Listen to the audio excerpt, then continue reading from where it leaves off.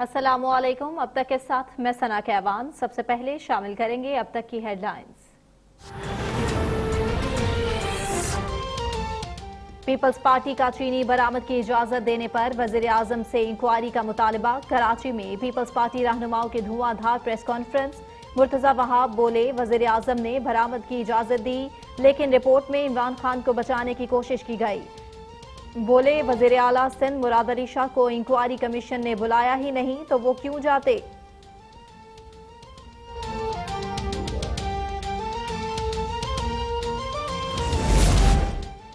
सिंध हुकूमत का ये कहना गलत है कि मुराद अली शाह को इंक्वायरी कमीशन ने बुलाया ही नहीं। मुराद सईद कमीशन के सामने खत ले आए। बोले, कमीशन ने एक बार नहीं बार बार वजीर आला सिंध को पेश होने के लिए खत लिखे। मुराद अली शाह ने एडवोकेट जनरल सिंध की तरफ से खत भेजकर कमीशन के सामने पेश होने से इनकार किया। मुराद अली शाह को जरदारी की करप्शन में सहूलतकारी का जवाब देना होगा।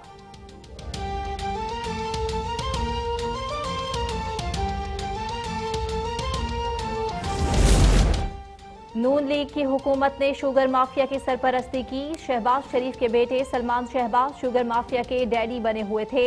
वफाकी वजीर इत्तलात शिबली फराज की नून लीग पर तनकीद। बोले, शाहिद खाकान ने शुगर डैडी को खुश करने के लिए सब्सिडी दी। सब्सिडी का फायदा किसानों को होना चाहिए था, लेकिन मिल्स मालिकान को हुआ। साबिक हुकूमत ने हेर फेर के लिए इदारों को इस्तेमाल किया। उनका वजीर खजाना मुल्क से फरार है।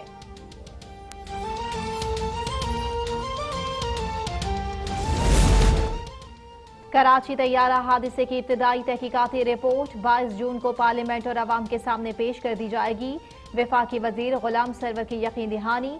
सवाल उठाया कि जहाज 3 बार रनवे से टच करने के बाद दोबारा क्यों उड़ाया गया। पायलट ने लैंडिंग गियर्स न खुलने की जानिब कोई इशारा भी नहीं किया। मुंह तोड़ 5 एटमी धमाकों से जवाब। न्यूक्लियर ताकत बनने पर जज्बा तशक्कुर के तौर पर कौम का मुल्क भर में यौम तकबीर। DGISPR का पैगाम। कहा, एटमी धमाके करके पाकिस्तान ने खित्ते में ताकत के तवाज़ुन को बहाल किया। एटमी सलाहियत के हुसूल के लिए कोशिशें करने वाले तमाम अफराद, साइंसदानों और इंजीनियर्स को सलाम।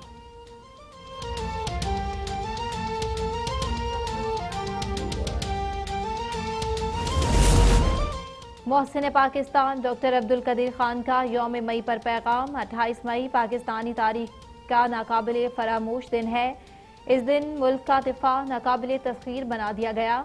28 मई को पूरी दुनिया ने नारा तकबीर अल्लाहु अकबर का नारा सुना। यौम तकबीर कौम की बहादुरी की अलामत का दिन है। पाकिस्तान के खिलाफ जारहियत करने वालों का इंजाम इबरतनाक होगा। ताजिरों और सनतकारों के वफ्द की वजीर आला सिंध से मुलाकात। सिंध हुकूमत का तमाम सनतें खोलने की तजवीज़ से इत्तफाक।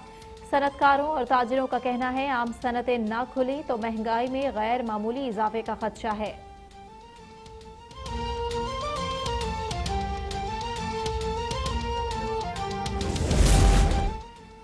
Chairman NAB justice retired Javed Iqbal की जेर सदारत इजलास। मेगा करप्शन के वाइट कॉलर क्राइम केसेस में अब तक की पेशरफ का जायजा।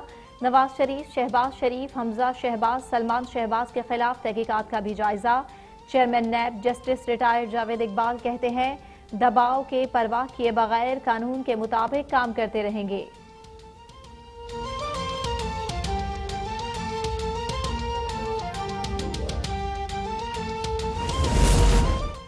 मुल्क के 60 अजला में टिड्डी दल मौजूद है। तर्जुमान NDMA की ब्रीफिंग। कहा, टिड्डी दल के हमले से मुतासरा इलाकों का सर्वे और कंट्रोल ऑपरेशन जारी है। गुज़श्ता 24 घंटों में 2,90,000 हेक्टेयर रकबे का सर्वे हुआ। 4200 हेक्टेयर रकबे का ट्रीटमेंट किया गया।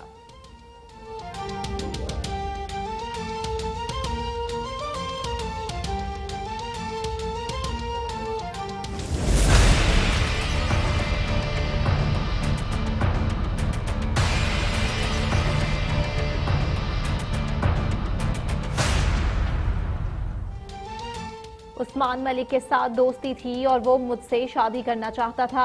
अदाकारा और मॉडल उस्मा खान का दावा। कहा, उस्मान की बीवी ने मुझे कभी कोई वार्निंग नहीं दी। आमिना उस्मान ने अपनी वीडियो में उस घर को उस्मान मलिक का बताया, जो कि झूठ है।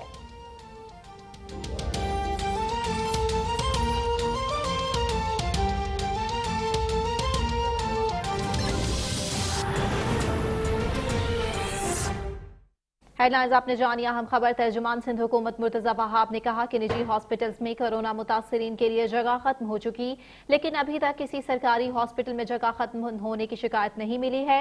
उन्होंने कहा कि सिंध हुकूमत ने शुगर मिल्स को गैर कानूनी सब्सिडी देने का इल्जाम भी मुस्तरद कर दिया। शफकत अजीज की रिपोर्ट देखिए। सूबाई वुज़रा नासिर हुसैन शाह और तर्जुमान सिंध हुकूमत बैरिस्टर मुर्तजा वहाब ने सिंध असेंबली में प्रेस कॉन्फ्रेंस की, जिसमें मुर्तजा वहाब ने चीनी करप्शन का जिम्मेदार विफाकी हुकूमत को ठहरा दिया। मुर्तजा वहाब बोले कि एक्सपोर्ट का फैसला विफाकी हुकूमत की जिम्मेदारी है। इंक्वायरी रिपोर्ट में कहा गया है कि एक्सपोर्ट की वजह से चीनी की किल्लत हुई। अपनी रिपोर्ट 9 मार्च को वजीर आजम पाकिस्तान को जमा कराई। तकरीबन 18 रोज बाद अपनी रिपोर्ट वजीर आजम पाकिस्तान को जमा कराई। जो रिपोर्ट ये है, नवंबर 2019 से लेके जनवरी 2020 तक पाकिस्तान के अंदर शुगर की एक सपोजिडली किल्लत हुई, जिसकी वजह से कीमतों में इजाफा हुआ। बड़ा सिंपल कि डिमांड सप्लाई का गैप था, सप्लाई कम थी, चीनी की डिमांड ज्यादा थी, मुनाफाखोरों ने इससे फायदा उठाया और चीनी की कीमतों में इजाफा किया। वजीर इत्तलात नासिर हुसैन शाह का कहना था कि सिंध असेंबली इजलास के हवाले से पार्लिमानी जमातों के साथ कवायद और जवाबित पर इत्तेफाक हुआ है, जबकि सिंध में 31 मई तक लॉकडाउन पाबंदियों का इतलाक जारी रहेगा। PIA हादसे पर सूबाई वुज़रा ने शफाफ तहकीकात का भी मुतालबा कर दिया। बिल्कुल शफाफ मेरिट पे ट्रांसपेरेंट इंक्वायरी हो, जिस तरह बैन अल-अक़वामी तौर पर होती है। अगर किसी दुनिया में कहीं भी इस तरह का हादसा होता है, जो उसमें चीज़ें शामिल की जाती हैं, जो मयार है वही मयार यहाँ पे होना चाहिए। तो अगर इंटरनेशनल पाल्पा तंजीम के लिए कहा गया है तो उनका नुमाइंदा ज़रूर हो, लेकिन ये बहुत सीरियस इशू है, इसको उसी तरह टैकल होना चाहिए, टेक्निकली तौर पर भी और ट्रांसपेरेंट तरीके से इसकी इंक्वायरी होनी चाहिए। इतनी बड़ा हादसा हुआ, इतनी जानें गई हैं जिनका इजहार भी नहीं किया जा सकता।